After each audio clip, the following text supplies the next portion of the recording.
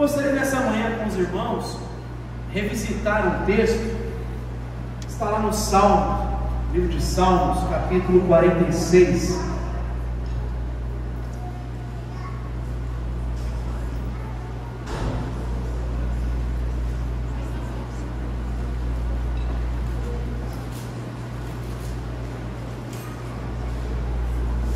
Salmos, capítulo 46, livro de Salmos, capítulo 46,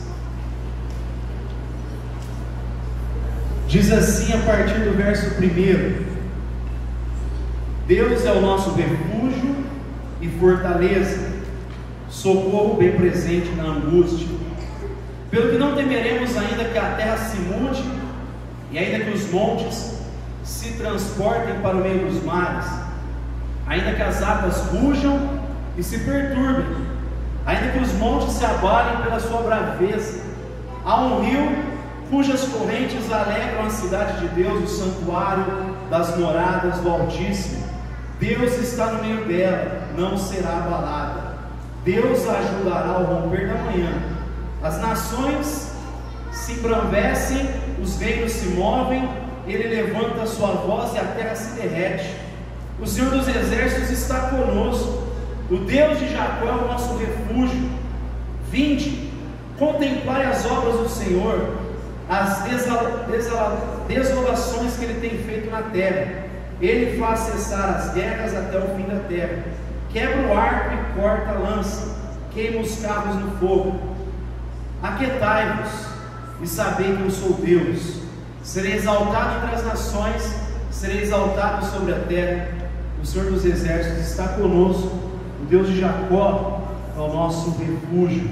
Pai, te damos graças pela tua palavra.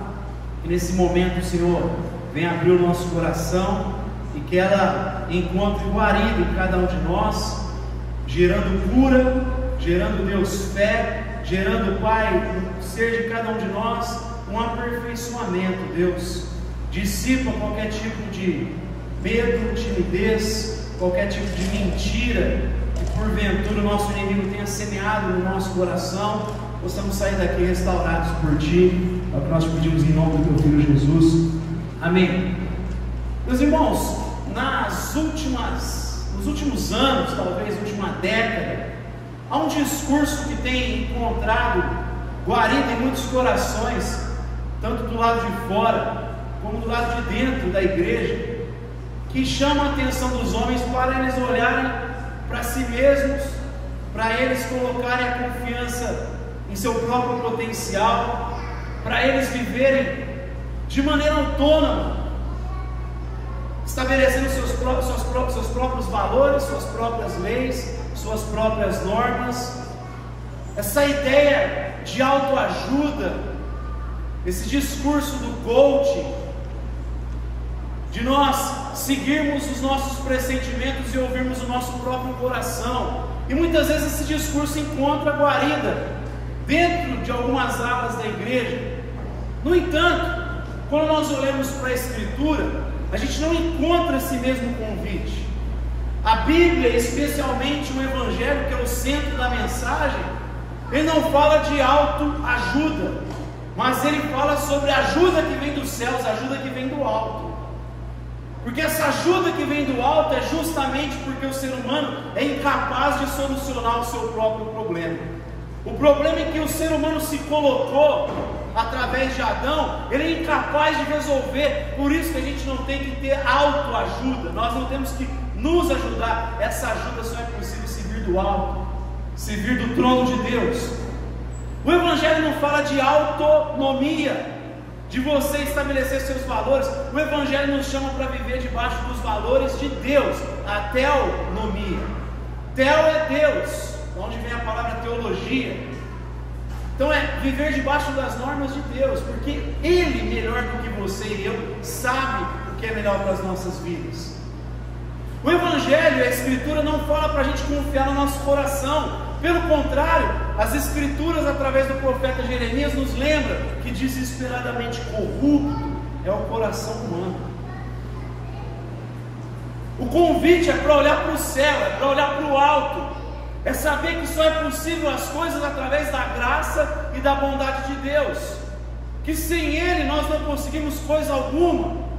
E mesmo depois de compreender que Jesus Cristo veio para nos salvar e mudar a nossa história, é lembrar que sem Ele nós não podemos fazer coisa alguma, como Ele mesmo disse. Toda dádiva e dom perfeito vem do alto, do Pai das luzes. Nada nós podemos produzir por nós mesmos, se o próprio Deus antes nos conceder pela sua bondade, pela sua misericórdia. E meu irmão, os escritores desse salmo são um exemplo vivo dessa verdade. Os escritores, a família que escreveu esse salmo, esse cântico que era entoado em Israel, eles são um exemplo dessa verdade, um testemunho dessa verdade para cada um de nós.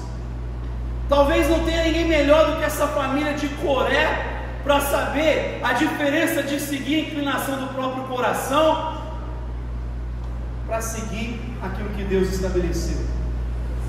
Coré foi um sujeito registrado lá no livro de Números, que se levantou contra a autoridade de Moisés e Arão e conseguiu persuadir alguns para se levantar nesse motim contra a autoridade que Deus tinha colocado naquela ocasião. E por ocasião disso, o texto sagrado diz que a terra engoliu aquela família quase na sua totalidade.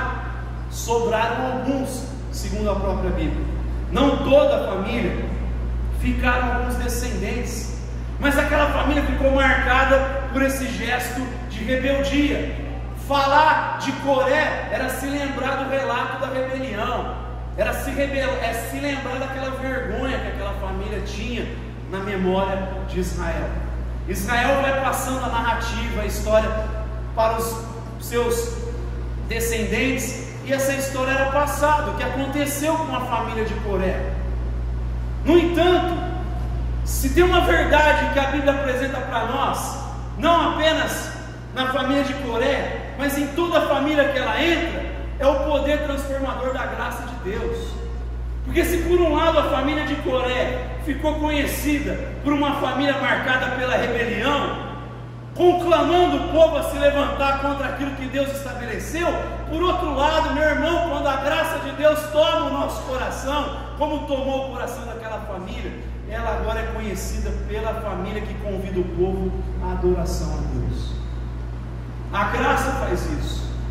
Ela pega um histórico de rebelião e o perdão de Deus vem e apaga e transforma num histórico agora de adoração. A família que era marcada pela vergonha, agora é a família que chama o povo para olhar para os céus, para olhar para Deus. Chama o povo na hora da tormenta, da dificuldade, na hora da tribulação, na hora da pressão, quais forem essas pressões, se forem culpas lançadas no nosso coração pelo nosso inimigo, se forem lutas, se forem desafios, eles estão nos convidando para olhar para Deus. Eles estão nos lembrando, não é autoajuda, meu irmão, é olhar para o alto, para a ajuda que vem dos céus. Ele nos lembra o que a graça pode fazer na nossa vida.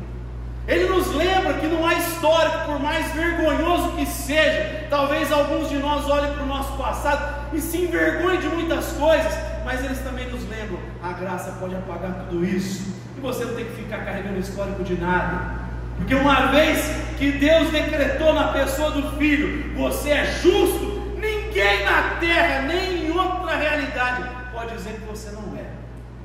Porque se o próprio Deus, que eu ofendi um dia com o meu pecado, está dizendo, se eu me refugiei no Filho dele, eu sou justo, por que eu vou ouvir a voz da mentira, do diabo ou quem quer que seja? A graça apaga as nossas falhas, os nossos pecados, ela muda a nossa história. Tenho certeza que se a gente tivesse tempo hábil para conversar agora, muitos levantariam e falavam assim, eu posso falar tanta coisa que a graça tem mudado na minha vida, na minha família, você não sabe de onde eu saí, você não sabe o histórico de casa que eu tive, mas até aqui o Senhor tem ajudado a minha vida, até aqui a tua bondade tem me acompanhado, e eu sei que ela vai me acompanhar por toda a minha vida. Esse salmo, ele tem 3 momentos, onde a ideia é as pessoas respirarem e o cântico ia ficando cada vez mais forte, mas ao mesmo tempo eu penso que ele nos revela 3 verdades. que a gente tem que ter no nosso coração, diante das nossas dificuldades, diante das nossas lutas, diante dos desafios que a gente tem. Eu gostaria de lembrar essas verdades rapidamente nessa manhã com vocês. Primeira verdade, adultos, crianças, os mais velhos, primeira verdade para você ter no teu coração, desde as crianças, a hora que de repente aqueles dias que vocês ficam mais amedrontados no quarto, ou por qualquer preocupação que tenha, primeira verdade, você que de repente está enfrentando uma série de dificuldades nesses dias, lembra de quem Deus é, amém? Primeira verdade tem a ver com a identidade divina, quem Deus é. Ele começa no Salmo dizendo: Deus é o nosso refúgio, Deus é o nosso abrigo.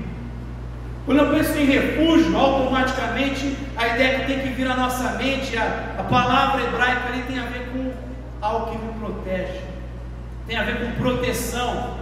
Pensa numa tormenta, pensa numa chuva forte, raios, trovões, aquele, né, como a gente foi enganado na sexta-feira com uma mensagem que um monte de gente recebeu e não veio nada, né? Mas pensa você numa luta e procurando de repente numa floresta cheia de árvores, dá mais medo ainda, né? Você de repente acha um abrigo, você acha um lugar que você pode se proteger. A família de Coré, entendendo todo o histórico, a vergonha que passou e a transformação que teve pela graça e pela bondade do Altíssimo, que vale a pena a gente buscar abrigo e proteção no próprio Deus. Que em Deus a gente encontra essa proteção para os nossos medos, para as nossas ansiedades, para as nossas preocupações. O grande problema é que às vezes a gente ao longo da semana esquece disso, dessa verdade. Por isso que ela tem que ser lembrada continuamente. Porque a hora que a gente vai no mercado, o café R$32, você fala misericórdia. Mas é se lembrar que o Altíssimo, que o nosso Deus tremendo, Ele nos protege, Ele nos guarda, Ele está conosco. Nele nós podemos encontrar esse lugar de descanso, de refúgio. Primeira coisa, Deus é o nosso abrigo. Você precisa aprender a se refugiar nele. Eu preciso aprender a me refugiar nele. Geralmente a gente para se refugiar quando já tentou todas as outras opções. Deus não tem que ser a última opção, Ele tem que ser a primeira opção do crente. Não é ir recorrer à oração e recorrer à presença dele depois que eu já tentei todas as outras coisas. É aprender com a mulher cirofenícia, é aprender com aquele centurião que quando vê que a filha está doente, a primeira coisa que faz é percorrer 32 quilômetros para procurar esse tal de Jesus. Não foi recorrer em médico, não foi tentar procurar usar a posição dele para ter um suporte, um apoio político. Ele ouviu falar de um tal de Jesus e foi ao encontro dele. Ele foi buscar abrigo e proteção em Deus, em Cristo Jesus. Deus é a nossa proteção. Ele fala: Deus é a nossa fortaleza. E a mesma virtude que Isaías descreve no capítulo 11, dos versos 1 e 2. A ideia é que nele nós temos força, nele nós encontramos força para suportar as dificuldades, para suportar as tormentas. Nele nós recebemos a capacidade, a habilidade, a energia, o dunamis, o poder que vem do alto para a gente poder desenvolver a missão de Deus. Porque não tem como fazer a missão de Deus na força do meu braço, na força do seu braço. Só dá para fazer a missão de Deus com o poder e a habilidade que vem de Deus. Não é na força da carne, é no poder que vem do alto, é na capacidade que vem do alto. A ideia de fortaleza tem a ver com isso, que Isaías repete no capítulo 11, verso 1 e 2. Ele vai descrever algumas virtudes, que Agostinho de Hipona relaciona essas virtudes com as bem-aventuranças, e ele relaciona a fortaleza com a fome e sede de justiça. Ou seja, é tanto Deus que coloca em nós o anseio, o desejo, o apetite para fazer a vontade dele, para ver a justiça se cumprindo na terra, mas é o mesmo Deus que não apenas coloca o desejo no nosso coração, como também a força para realizá-lo. Paulo diz aos Filipenses que é Deus que efetua em nós tanto querer como realizar. Neemias deixa isso mais escancarado quando ele diz: a alegria do Senhor é a nossa força. É Deus que te dá essa força, é Deus que concede essa força. Por isso que tem que recorrer a Ele. A gente às vezes fica dando cabeçada, murro em ponta de faca, como diz o ditado, porque a gente esquece que é em Deus que eu encontro proteção e que eu encontro capacidade e habilidade para fazer as coisas. É nele que eu vou conseguir. Pedro diz: Ele já te deu tudo aquilo que você precisa para a vida, para a piedade, já te concedeu. Efésios capítulo 1, Paulo fala assim: vocês serão abençoados com as bênçãos espirituais. Um dia, quem sabe, não, Paulo começa dizendo: vocês já foram abençoados com todas as bênçãos espirituais nas regiões celestiais em Cristo Jesus. Efésios 1, 3. Bendito seja Deus Pai de nosso Senhor Jesus Cristo, que já nos abençoou. Você já tem acesso a isso. Você já tem acesso a essa graça, a esse poder, essa habilidade. O que falta a nós é se lembrar aonde nós precisamos nos alimentar, de quem nós precisamos nutrir a nossa vida para a gente caminhar. Mas ele ainda vai dizer que Deus é o nosso socorro infalível.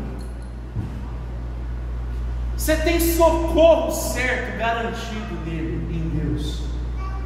Alguns pensadores acreditam que esse salmo tenha sido escrito na circunstância quando Josafá era rei e 3 nações se uniram para vir contra Judá, o reino do sul. E ali naquele contexto, a primeira coisa que o rei Josafá faz é proclamar um momento de jejum, de súplicas. Eles começam a clamar a Deus, e Josafá diz: Senhor, nossa força é pequena, mas os nossos olhos estão postos em Ti.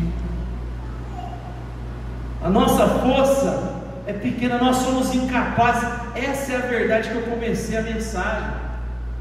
Essa é a verdade que percorre a Bíblia.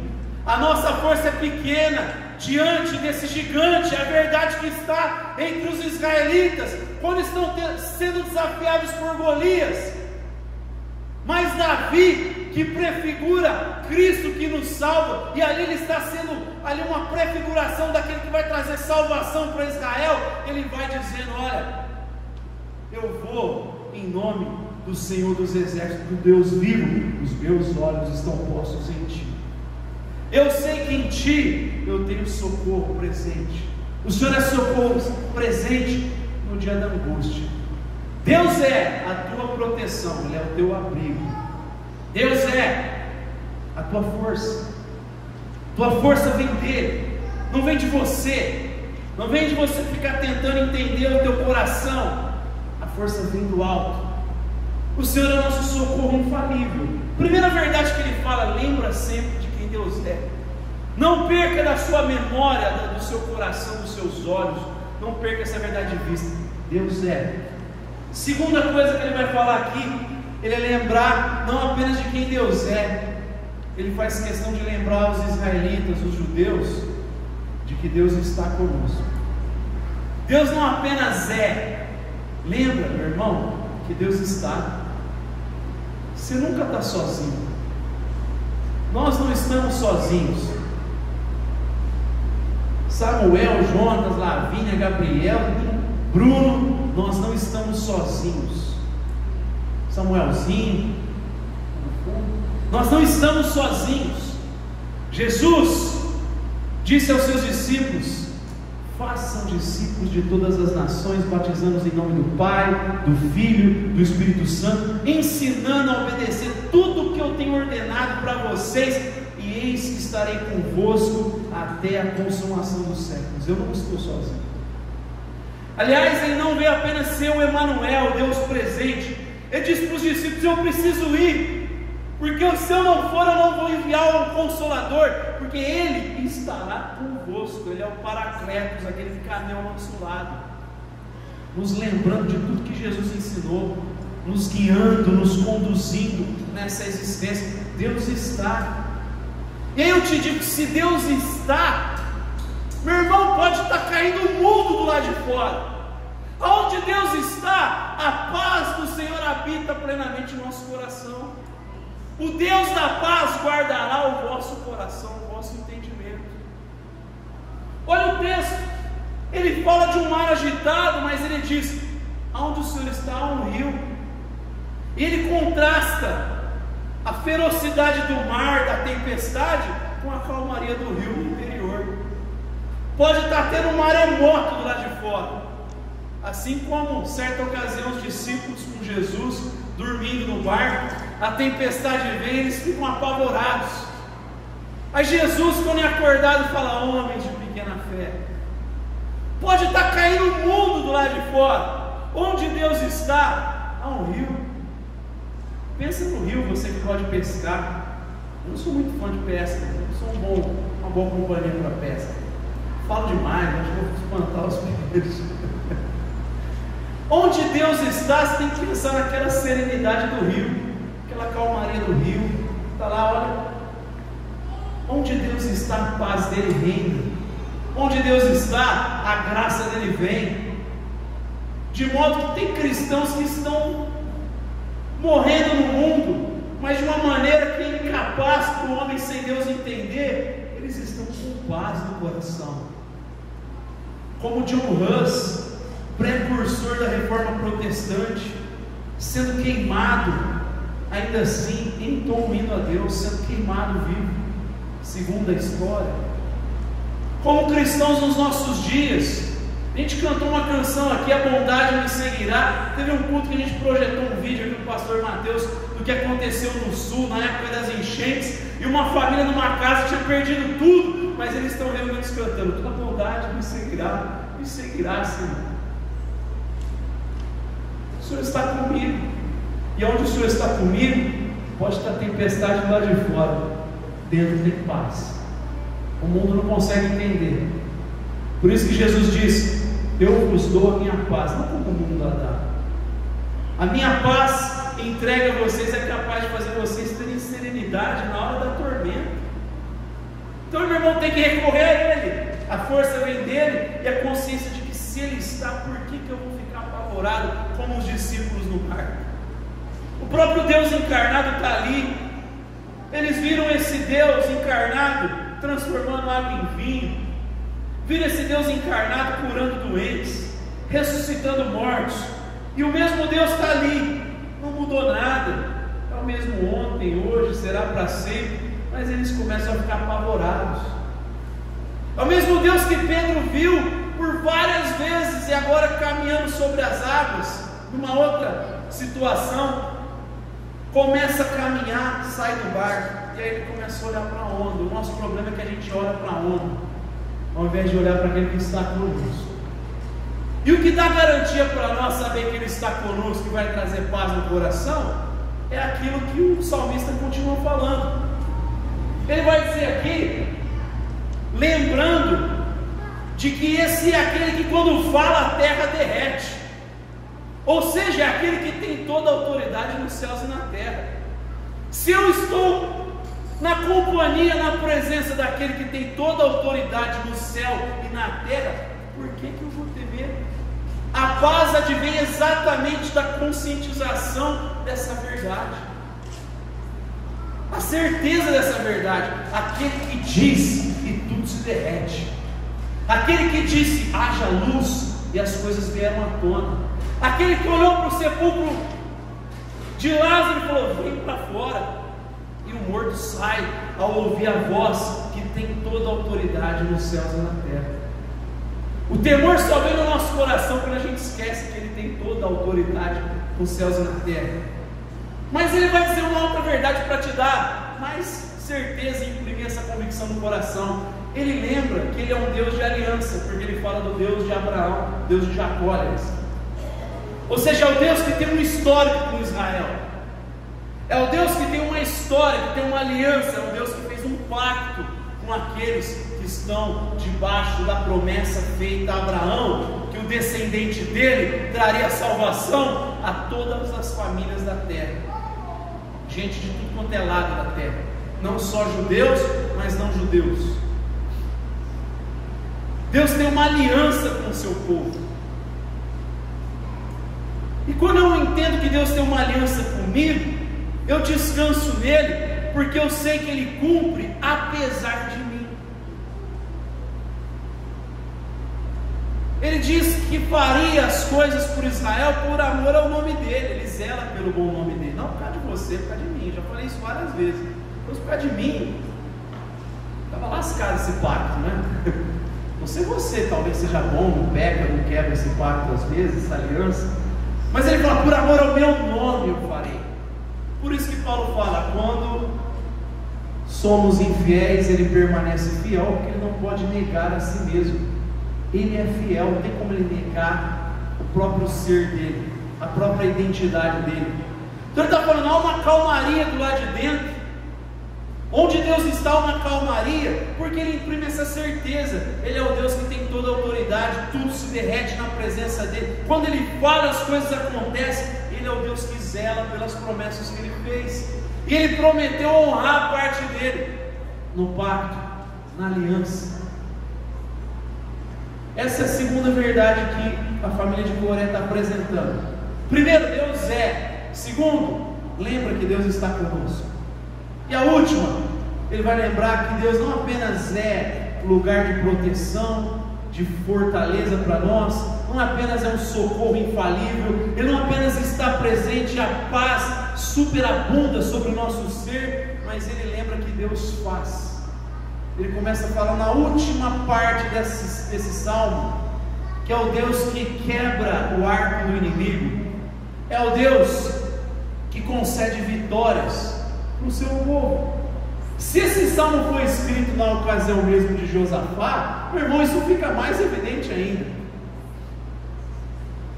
porque naquele episódio, Deus levantou um homem chamado Jaziel, que uma das implicações do significado é o Deus que vê. E Deus levantou na hora da agonia daquele povo para dizer, eu estou vendo a aflição de vocês, vocês não vão levantar uma espada, porque quando se trata exatamente da nossa derrota em relação às exigências da lei, não tem nada o que fazer mesmo, a vitória é concedida por Deus, e nada do que a gente pode fazer sem Deus é possível. Ele vai dizer, vocês não vão levantar uma espada sequer. Quando eles chegam, o inimigo está destruído, não fizeram nada, foram louvando, confiando em Deus, dizendo, ele é bom, seu amor dura para sempre. Depois você vai dar uma lida lá em 2 Crônicas capítulo 20, para entender essa história. O povo sai lá, cantando e entoando, e quando chega o inimigo está destruído, porque o próprio Deus concedeu vitória. Ele lembra do Deus que faz, ele lembra do Deus que quebra o arco do inimigo, de modo que, cristão, você não tem que ter medo do diabo. Eu não sei como a igreja fica atribuindo um poder gigantesco para o diabo muitas vezes. É óbvio que a gente não pode subestimar o nosso inimigo, é óbvio que a gente não pode viver de qualquer maneira, porque ele está sempre ali à espreita. Pedro vai dizer isso.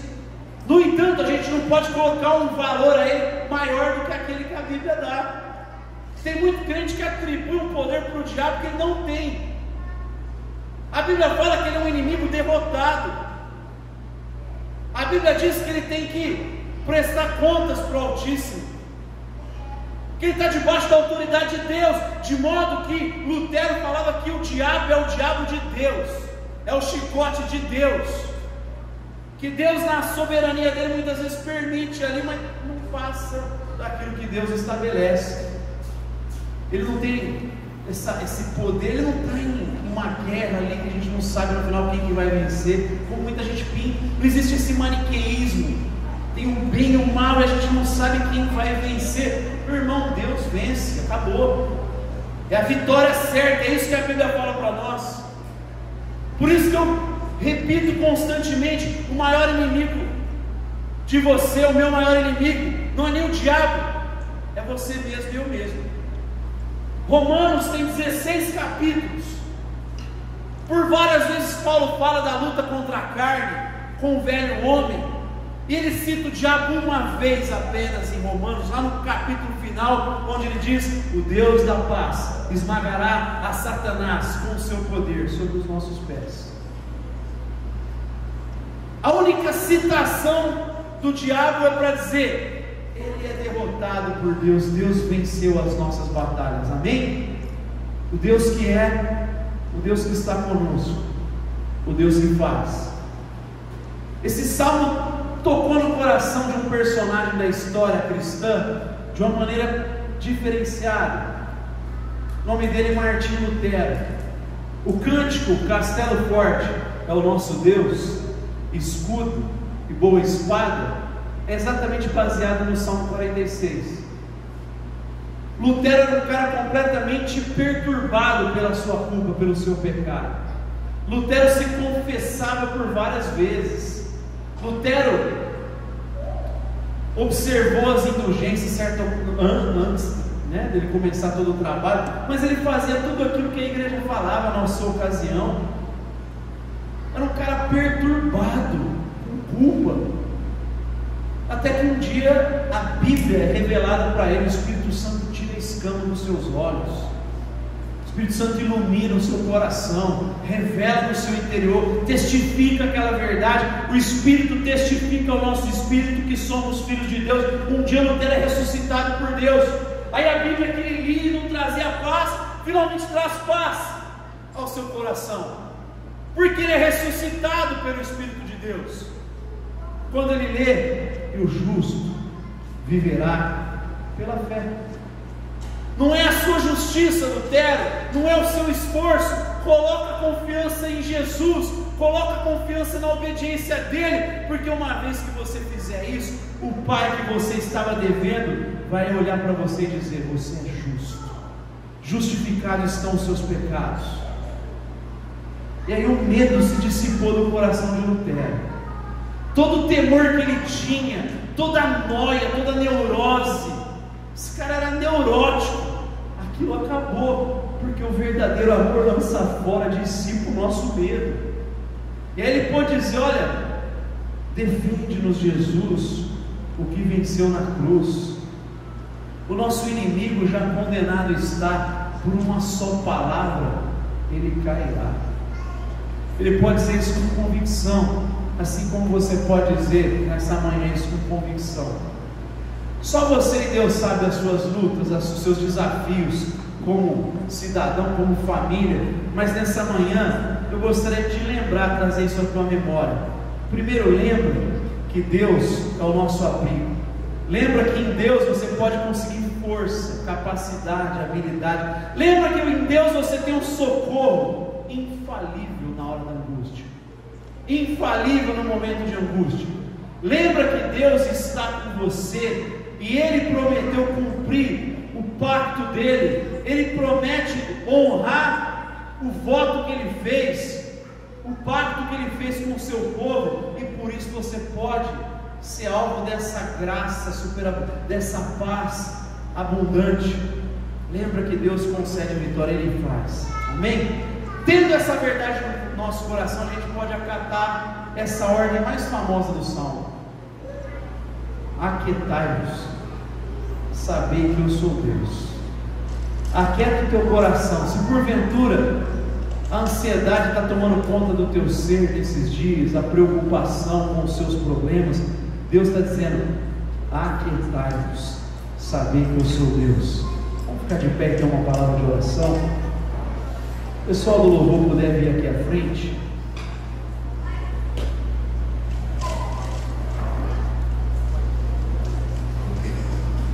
Deixa essa palavra encontrar espaço na tua vida, essa verdade bíblica. Aquieta a tua alma diante de Deus nessa manhã.